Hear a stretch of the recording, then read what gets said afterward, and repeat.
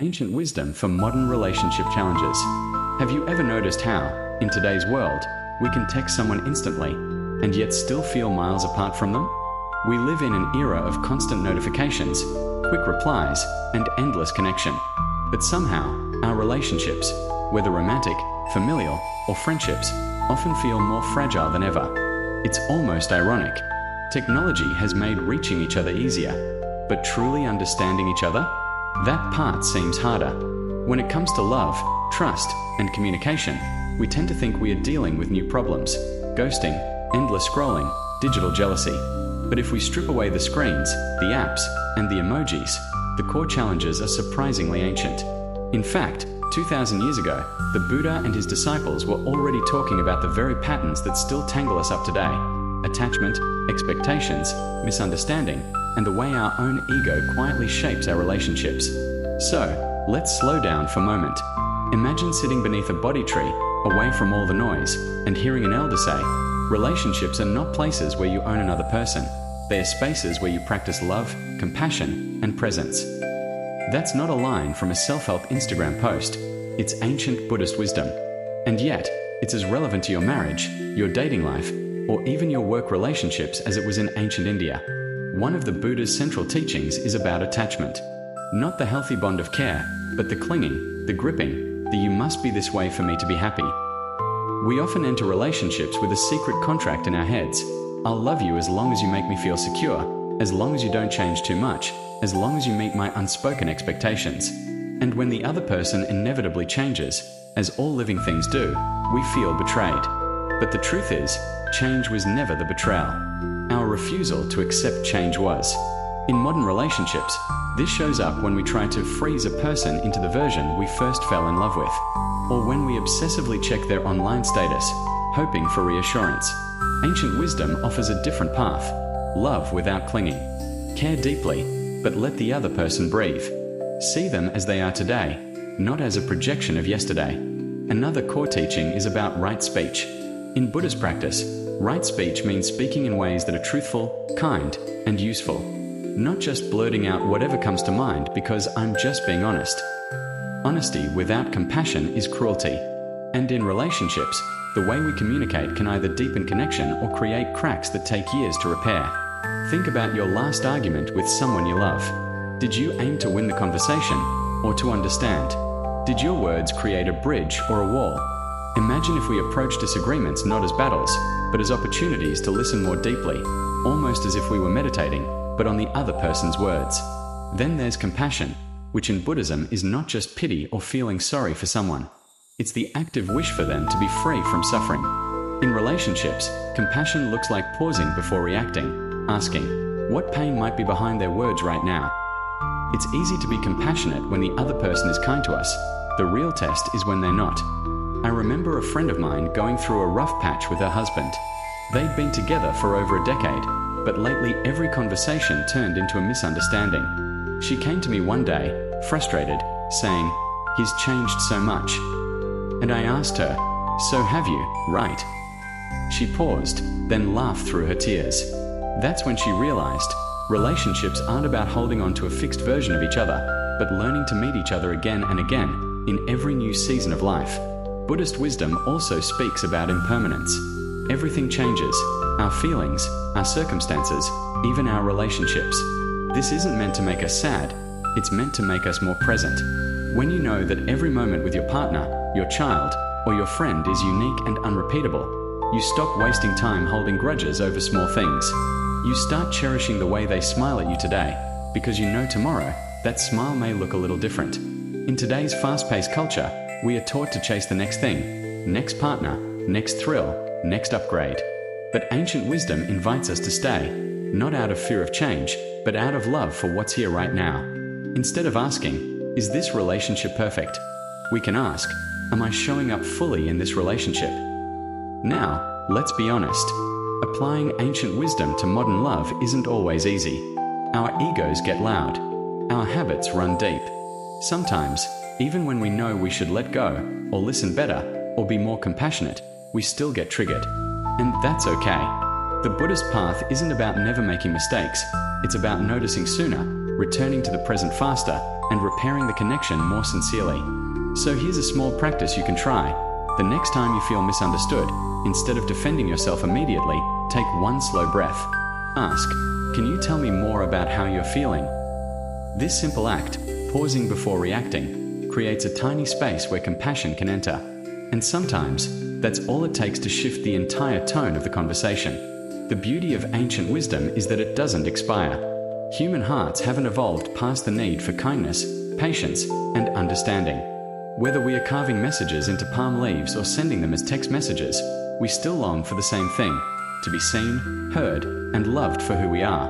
So maybe the next time you find yourself tangled in the messiness of a modern relationship, whether it's with a partner, a family member, or a friend, you can pause, take a breath, and remember: love without clinging.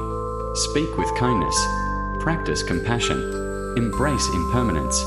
These aren't just Buddhist teachings. They're survival skills for the heart. And if we choose to live them, we might just find that the most ancient wisdom is exactly what we need for the most modern of challenges. The paradox: ancient Buddhist wisdom for your modern relationship drama.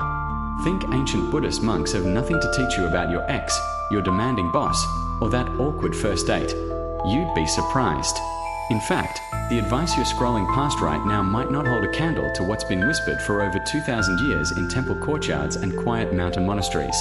What if the secret to navigating today's complex relationship drama, yes, even your dating app anxiety and family group chat chaos, was hidden in wisdom so old, it feels almost brand new? Let's face it, modern relationships are complicated. We live in a time where you can tell someone you love them in 3 seconds with a heart emoji, and also break up with them in 2 words: it's over. We can FaceTime across continents, yet somehow still feel misunderstood sitting on the same couch. Our bosses demand constant availability, our friends expect instant replies, and our families, well, they're still families. But here's the paradox: strip away the smartphones, the Wi-Fi, the curated Instagram stories, and you'll find the same struggles people faced centuries ago. Miscommunication, unmet expectations, the push and pull between wanting freedom and craving connection. These aren't modern problems, they're human problems. And that's why ancient Buddhist teachings still hit home today. One of the most profound ideas from Buddhism is about attachment. And I don't mean the healthy, secure kind that bonds you to someone. I'm talking about the grasping kind, the "you must act a certain way for me to be okay" kind.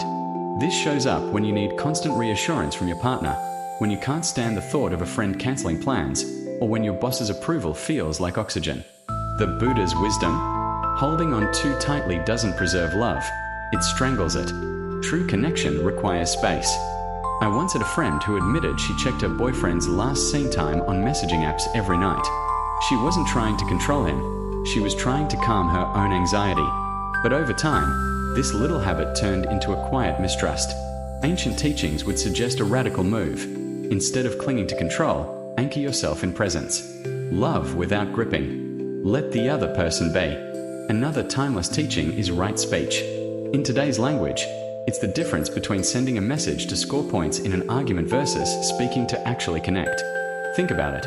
How many text threads spiral into misunderstandings simply because tone doesn't translate through a screen? In Buddhist practice, right speech is about speaking truthfully, kindly, and at the right time. Words can be medicine or poison, and in relationships, the dosage matters. Now, here's a counterintuitive twist. Buddhism doesn't promise you'll never feel hurt or disappointed. What it offers instead is a way to navigate those moments without letting them define you or destroy the bond. That's where compassion comes in. Not the soft, pitying kind, but an active, engaged compassion. It's asking yourself, what pain might be driving this person's behavior right now? Imagine applying that to your boss who snapped at you, or your sibling who forgot your birthday. Suddenly, instead of feeding the fire, you're cooling it.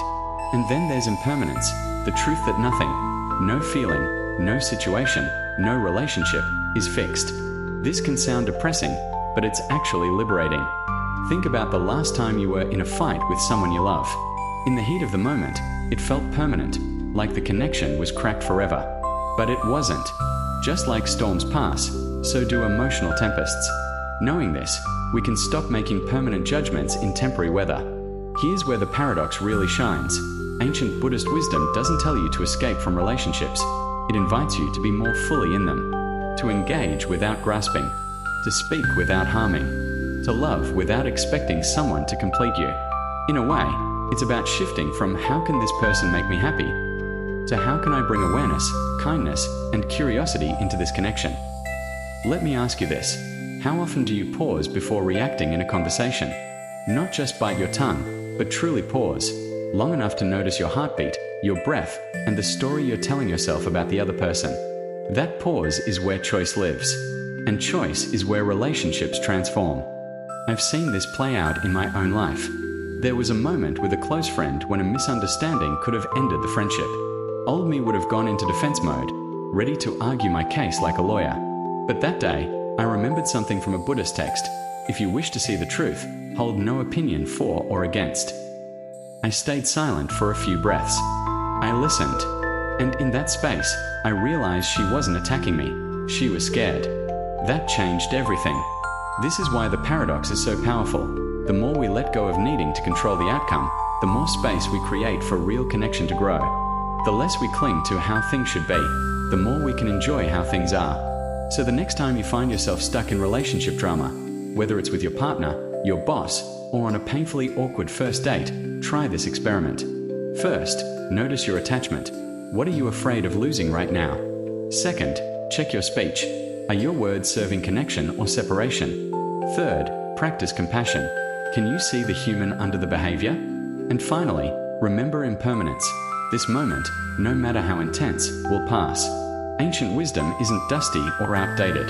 It's alive every time you choose patience over pettiness, presence over distraction, compassion over judgment. And maybe, just maybe, the monks from 2,500 years ago would smile knowing that their teachings are still guiding someone. Yes, even you, through the wild, messy, beautiful terrain of modern relationships. Because in the end, the real lesson is this. While the world keeps changing, the heart keeps asking the same question. How do I love? And how do I stay whole while I do it? Ancient wisdom for modern love. The unexpected answer. Is it possible that the key to unlocking healthier, more fulfilling relationships in 2025 isn't found in cutting-edge psychology, but in the quiet, almost forgotten insights of ancient Buddhist teachings? I know, that's not what we've been told. We live in a time when relationship advice is packaged in quick TikTok videos, Instagram carousels, and 5-step hacks from best-selling books. We are told to analyze attachment styles, master love languages, and decode every text message for hidden meaning. And yet, somehow, we are still anxious, still misunderstood, still craving something deeper. This isn't about meditating your problems away or chanting until your dating life magically improves. It's about discovering surprisingly practical, universal truths. Truths that have been around for over 2 millennia, that speak directly to the messiness of your modern dating woes and family dynamics. Here's the unconventional answer. The monks sitting under fig trees 2,500 years ago understood more about human relationships than we might think. They didn't have dating apps, but they knew the ache of longing. They didn't navigate corporate hierarchies, but they understood the sting of ego and power struggles. They didn't have group texts or social media drama, but they saw clearly how gossip and careless speech can break trust in an instant. One of the core teachings that feels almost tailor-made for our times is the idea of attachment. In Buddhist thought, clinging is the root of suffering, and clinging in relationships.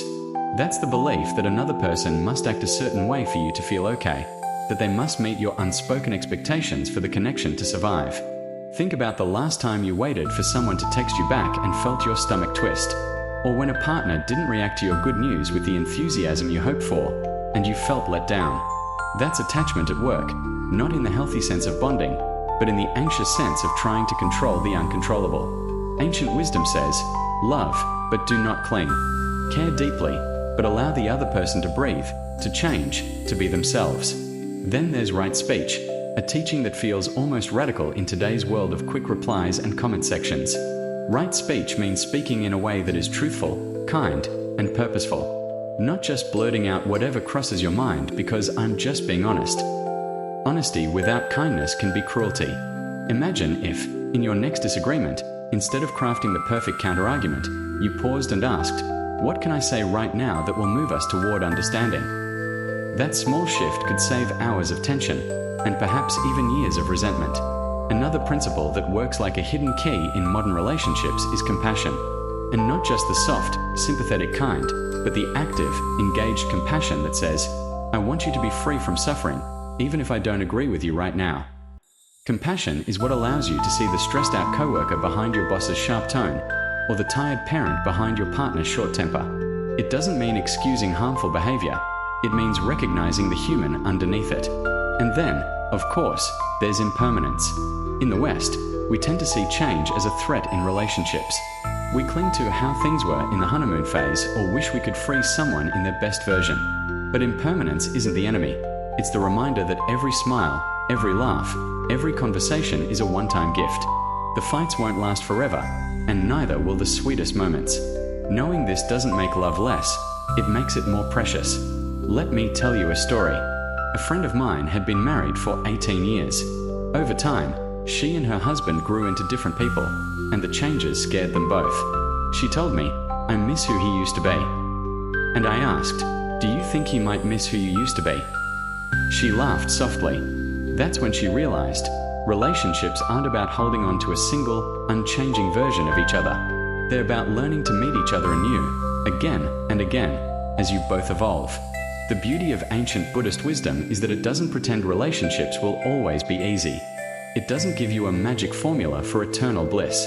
Instead, it hands you tools, the ability to pause before reacting, to choose words with care, to let love breathe instead of suffocating under expectation.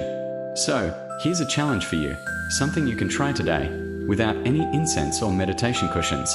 The next time someone frustrates you, take one slow breath before speaking. The next time you want to control someone's reaction, remind yourself, they are a living, changing being, not a character in my story. And the next time you feel love, express it, fully, because you know this moment will never come again in exactly the same way. It's almost funny. We think we need newer, shinier solutions for our relationships, but the most effective guidance might come from voices that have been echoing for thousands of years. Voices that remind us that at the heart of every connection, whether it's a marriage, a friendship, or a tricky family relationship, there is a human being who wants what we all want, to be seen, to be heard, and to be loved for who they are, not who we wish they'd be. So, is it possible that the key to your happiest, healthiest relationships in 2025 is ancient? I'd say it's more than possible, it's probable. And the next time you find yourself lost in the complexity of modern love, maybe the most forward-thinking thing you can do is to look back. The paradox of connection, why we are closer than ever, yet feel so far apart.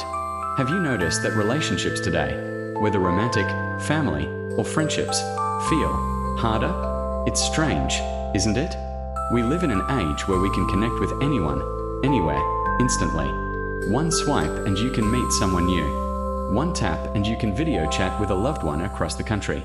We are surrounded by messages, comments, and notifications. And yet, if we are being honest, many of us have never felt lonelier. This is the paradox of connection. More ways to communicate than any generation before us. Yet somehow, the conversations feel shallow, fleeting, and unsatisfying. We know more about people's lives through their Instagram stories than through face-to-face conversations. We share more words, but fewer truths. I think about this a lot. And I wonder, when did connected stop meaning close? Maybe you've felt it too. That weird emptiness after scrolling through your friends' updates, like you've been fed a snack but not a meal.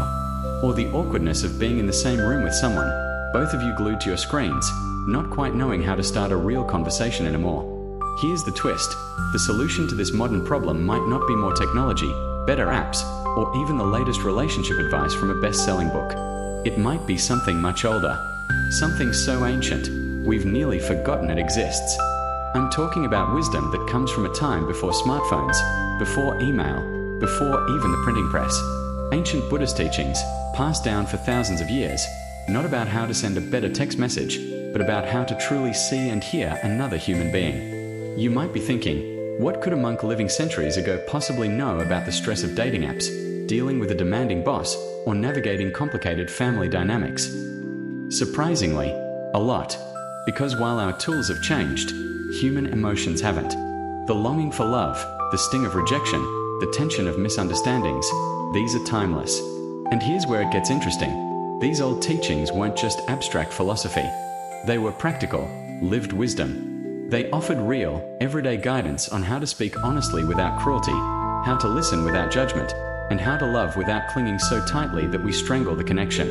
In the next few minutes, we are going to explore how these ancient principles, things like mindful speech, compassion, and understanding impermanence, can transform the way you connect with people in your life today. We'll talk about why more contact isn't the same as more connection, and how to break free from the constant noise so you can have the kind of conversations that leave you feeling nourished instead of drained. We'll see how a monk's quiet insight about attachment might help you handle the anxiety of waiting for a text back, or how the principle of right speech can turn a brewing argument into an opportunity for closeness instead of distance. And I'll share a personal story about the moment I realized that most of the connection in my own life was happening in quick bursts on a glowing screen, and how changing that shifted not just my relationships, but my sense of peace. If you've ever felt like the people in your life are slipping further away, even while their profile pictures keep showing up in your feed, if you've ever wanted to bridge that gap and feel truly close again, then what you'll learn here might surprise you. Because the key isn't about finding new ways to connect, it's about remembering the ones we've lost.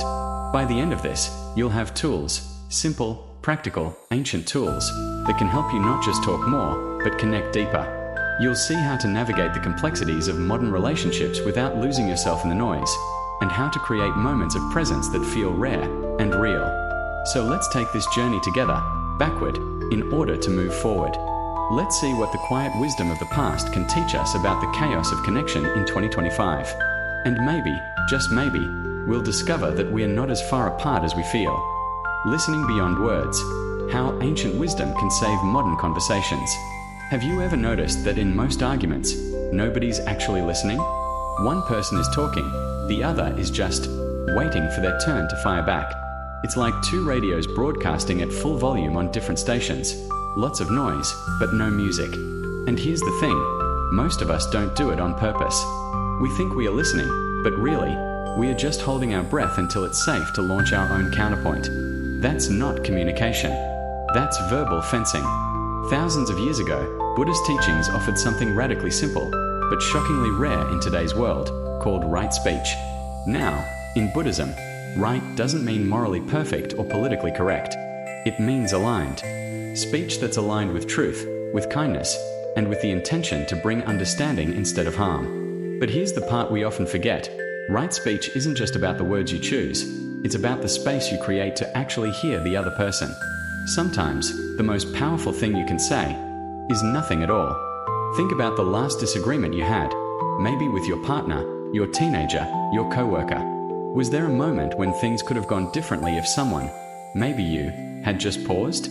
Not with a passive-aggressive silence, but with a mindful pause. The kind that says, I'm not rushing to defend myself. I'm here to understand you. In Buddhist practice, there's a deep respect for silence. Silence is not empty, it's full of awareness. Imagine if we brought that into our daily conversations. Instead of scrambling for the next clever retort, we could give ourselves 3 seconds. 3 seconds to breathe, to drop the walls, and to actually absorb what the other person is saying. It's harder than it sounds, because our ego doesn't like to wait. Our ego wants to win. But here's the beautiful paradox. When we stop trying to win the conversation, we often win the relationship. I learned this the hard way. Years ago, I was in a heated conversation with a friend. I was ready to prove my point, and I had the evidence lined up like dominoes. But for some reason, maybe exhaustion, maybe instinct, I stopped mid-sentence and just listened. Really listened. She was talking about the exact same problem I saw, but from a different doorway. And the moment I dropped my I'm right shield, I saw the human being in front of me, not the argument. We both softened. And for the first time in months, we left the conversation feeling closer, not further apart. Here's a simple exercise you can try tonight. The next time someone is telling you something, especially something emotional, do not interrupt. Do not mentally load your next statement. Instead, imagine their words as stones they're placing into your hands. Feel the weight of each one before you decide what to do with them. When they finish, pause for 3 breaths. Then reflect back what you think you heard. So, what I'm hearing is that you felt ignored in that meeting. It sounds almost too simple to work, but in that moment, the other person feels seen. And feeling seen is often more important than being agreed with. This is what listening beyond words means. You're not just catching the literal sentences, they're just the surface. You're listening for the emotions underneath, for the meaning between the lines, for the things the other person might not even know they're trying to say. Mindful communication also means being honest about your own words. Before you speak, run your thought through 3 gates. Is it true? Is it necessary? Is it kind? If it fails at any of those, maybe it's not the moment to say it. This doesn't mean you avoid hard truths. It means you deliver them in a way that someone can actually receive them. Because a truth delivered like a weapon will only make someone defend themselves. But a truth delivered with genuine care, that can change a relationship. Right speech is not about being nice all the time. It's about being real and compassionate at the same time. In the middle of a tense moment, it might sound like, "I want to understand your side before I respond." Or, "I'm feeling defensive, so I'm going to pause before I answer." These little sentences signal safety, and safety is the soil where real connection grows. Here's another paradox. The more you slow down your conversations, the faster you resolve conflicts. Because instead of spiraling into an hour of back and forth misunderstandings, you spend a few mindful minutes making sure you're actually on the same page. So, let me leave you with a question.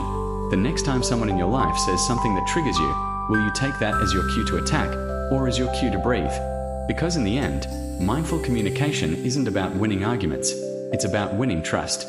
And in a world where everyone's talking but few are listening, that might just be the rarest and most powerful gift you can give. Compassion and impermanence, the 2 ancient keys to modern love. You know that moment in a relationship when you're so frustrated with someone you care about, and you can feel yourself building a case against them in your mind? You start remembering every little thing they've done wrong, like a lawyer stacking evidence. Yeah, we've all been there. Here's the thing, Buddhism offers 2 concepts that, if you really let them sink in, can completely change the way you experience those moments: metta, or loving kindness, and impermanence. And no, these aren't just spiritual buzzwords. They're incredibly practical tools for navigating conflict, jealousy, and disappointment in our relationships. Let's start with metta. In Buddhist tradition, loving kindness meditation isn't about forcing yourself to be nice. It's about intentionally cultivating a genuine wish for the well-being of others. Yes, even when they've just said something that makes you want to slam the door. A simple metta practice might go like this. You sit quietly, breathe, and repeat phrases like, "May you be happy. May you be healthy. May you live with ease." You start with yourself, then extend it to someone you love, then to someone you're neutral about, and eventually, even to someone you're in conflict with. Now, before you roll your eyes, this isn't about pretending they're perfect or excusing bad behavior. It's about softening your own heart so you can respond, not just react. Because when you're in fight mode, your brain is looking for threats. But when you're in metta mode, your brain starts looking for humanity. Imagine this in action. You're in an argument with your partner. They say something sharp. Instead of firing back, you take a silent breath and think, "May you be safe. May you find peace." Suddenly, you're not just seeing the words they said, you're seeing the tiredness in their eyes, the weight they might be carrying. That doesn't make the hurt vanish, but it changes your posture from attack to curiosity. Now, let's talk about the second piece, impermanence. Everything changes. Every single thing. The seasons change, your favorite coffee shop changes owners, your own face in the mirror changes. But in relationships, we often forget this truth. We cling to the idea that our partner should always feel, think, and act the same way they did in the good times. When they don't, we panic, or we get jealous, or we take it personally. But here's the reality. People are rivers, not statues. You can't step into the same river twice, and you can't have the exact same partner you had last year, or even yesterday. What if, just for a moment, you stopped resisting that change? What if you saw it not as a loss, but as an evolution? If your partner is struggling, instead of thinking, "They're different now, what happened to them?" you might think, "This is their winter season. How can I be the warmth they need?" I had a friend who used to get jealous whenever her husband took up a new hobby, kayaking, photography, even learning Italian. She felt like every new interest was pulling him away from her. But one day, she decided to see his changes not as threats, but as opportunities. She asked questions, got curious, even joined him for a few kayak trips. Their marriage didn't just survive, it deepened, because she learned to dance with his evolution instead of fighting it. Here's where metta and impermanence meet. When you approach your partner with compassion and you accept that they, like you, are constantly changing, you create a relationship that's alive. Not a stagnant museum of how things used to be, but a living, breathing connection that adapts and grows. Of course, this isn't always easy. Your partner's struggles might spill into your life as moodiness, sharp words, or emotional distance. In those moments, the ego loves to make it about you. They don't care anymore. They're trying to hurt me. They're pulling away. But what if it wasn't about you? What if their behavior is more about their own inner storms, and you're simply standing in the rain with them? That doesn't mean you let yourself drown. It means you stop taking every drop personally. You grab an umbrella. You ask, what's going on for you? Instead of, why are you doing this to me? And here's the secret. Your compassion in those moments can be the very thing that helps them grow. Not because you're fixing them, but because you're giving them space to be human without fear of constant judgment. If you want to put this into practice today, try this. Pick one person in your life. Could be your partner, a family member, even a coworker you're not getting along with. Do 2 minutes of metta for them. Silently repeat, may you be happy. May you be healthy. May you live with ease. Remind yourself of impermanence. Say in your mind, this moment will pass. This version of them will change. This version of me will change too. You might be amazed at how your body softens, how your grip on the story of the conflict loosens, how you start to see not just their flaws, but also their efforts, their fears, their humanity. Compassion doesn't mean you tolerate everything. Acceptance doesn't mean you never set boundaries. But when you combine loving kindness with the awareness that nothing stays the same forever, you stop needing to freeze your relationships into some perfect snapshot, and you start meeting each other in the moving, breathing present. So maybe the next time your partner says something clumsy, or changes in a way that scares you, you'll take a breath. You'll remember metta. You'll remember impermanence. And instead of clinging or pushing away, you might just lean in, curious, open, ready to grow together. Because in the end, love isn't about finding someone who never changes. It's about learning to love them as they do. Equanimity in conflict, navigating emotional storms. Let me ask you something. When was the last time you got into an argument, and halfway through, you realized you weren't even listening anymore? You were just waiting for your turn to land the next punch, verbally speaking. In those moments, it's almost like we get pulled into a riptide. The more we thrash, the deeper we sink into the storm of our own emotions. And yet, there's an ancient Buddhist teaching that says, you don't have to be the storm, you can be the sky that holds it. That's what equanimity is. Not indifference, not coldness, but the ability to stay grounded when your emotions, or someone else's, are trying to pull you under. Think of it like this. In a heated argument, most of us respond like dry leaves in the wind. We get tossed around by every gust of anger, fear, or ego. Equanimity is being the tree that bends but doesn't break. It's about observing what's happening inside you without automatically reacting to it. Now, I know what you might be thinking. That sounds nice in theory, but when I'm angry, I'm angry. And that's fair. But here's the thing. Buddhist practice doesn't tell you to suppress anger or pretend it isn't there. Instead, it invites you to notice it, almost like you'd notice a thundercloud rolling in. You don't have to stand there and scream at the storm.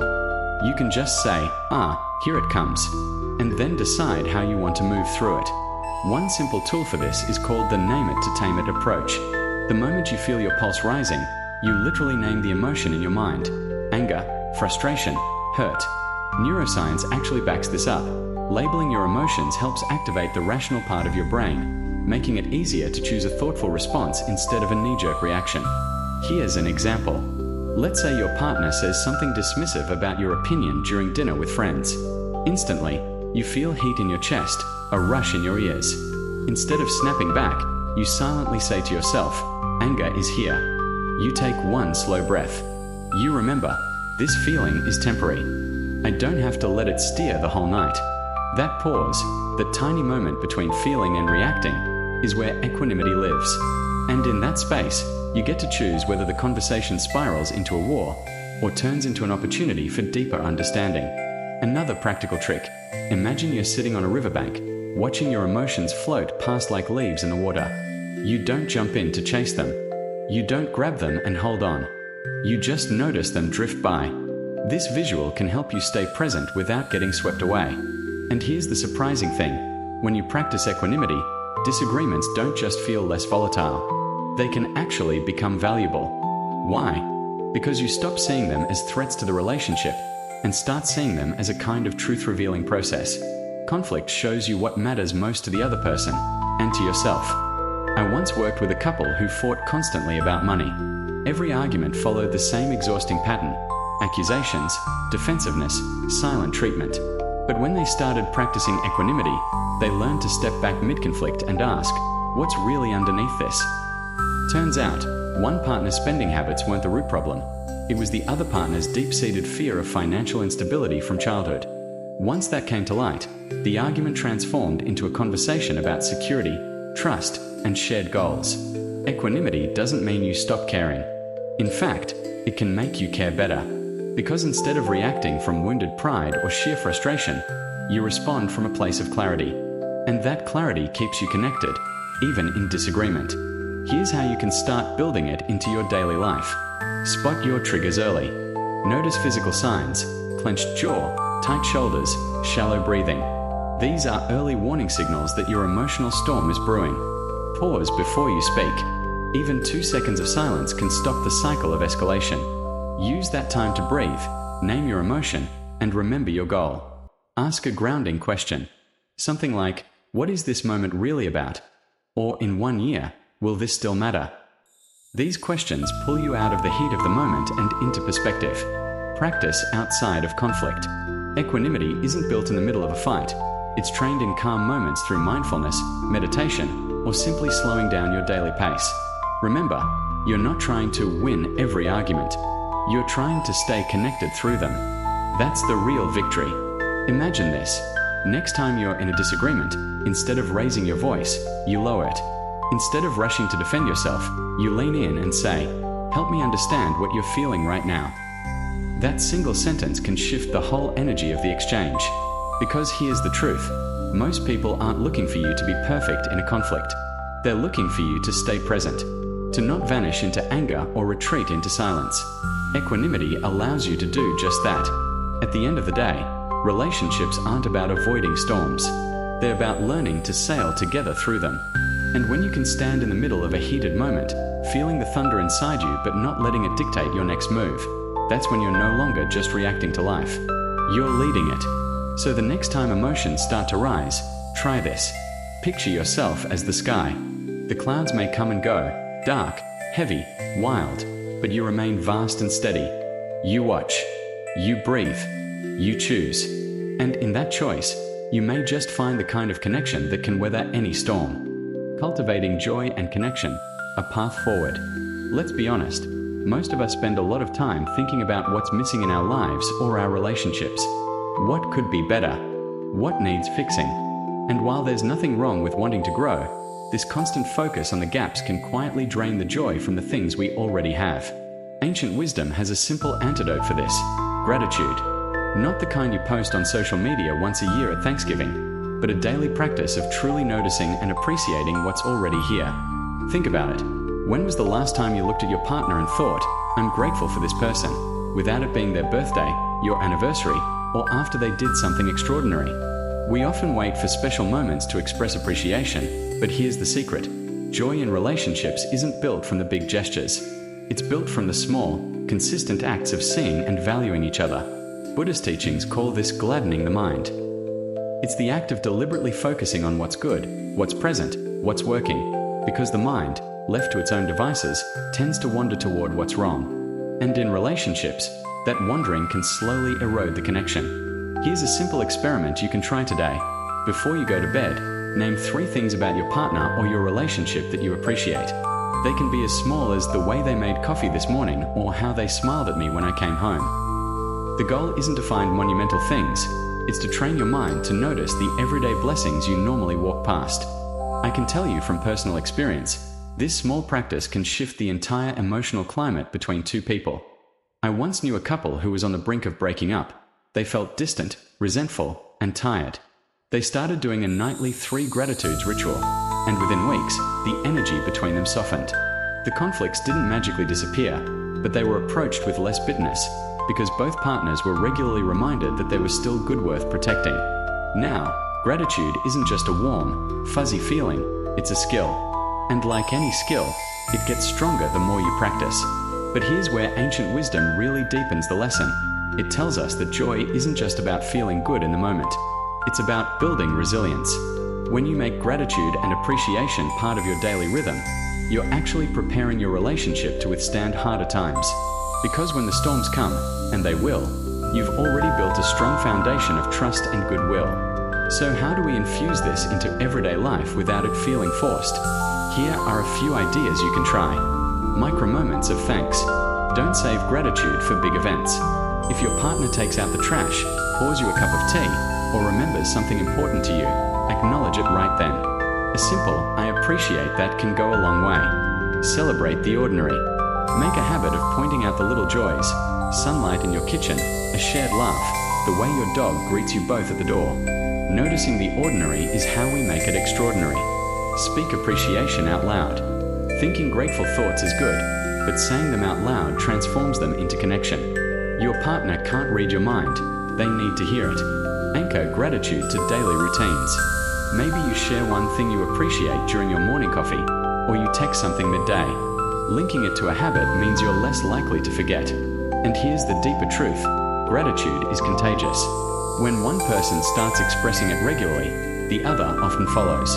Before you know it, appreciation becomes the default language between you, instead of criticism. But cultivating joy and connection isn't only about gratitude toward your partner, it's also about gratitude for the life you're building together. Even if it's imperfect, even if you're still figuring things out. In Buddhism, there's a beautiful reminder: enough is a feast. It doesn't mean you stop growing or dreaming. It means you stop postponing happiness until every box is checked. You learn to find joy in the middle of the process, not just at the finish line. So here's my challenge for you. For the next 7 days, make a conscious effort to notice, appreciate, and express something good about your relationship every single day. It could be a word, a gesture, a shared moment. Write it down if you want to keep track. Then, at the end of the week, see if you feel a subtle shift, not just in how you view your partner, but in how you feel about your connection as a whole. And remember, this isn't about pretending everything's perfect.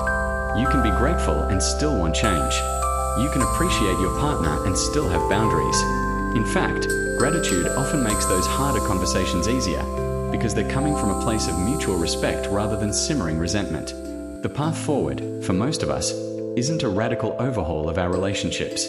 It's learning to water the flowers that are already growing, instead of obsessing over the weeds. So maybe tonight, after this video ends, you turn to the person you love and tell them one thing, just one thing, you truly appreciate about them. Don't wait for a holiday, or for them to earn it. Just give it freely.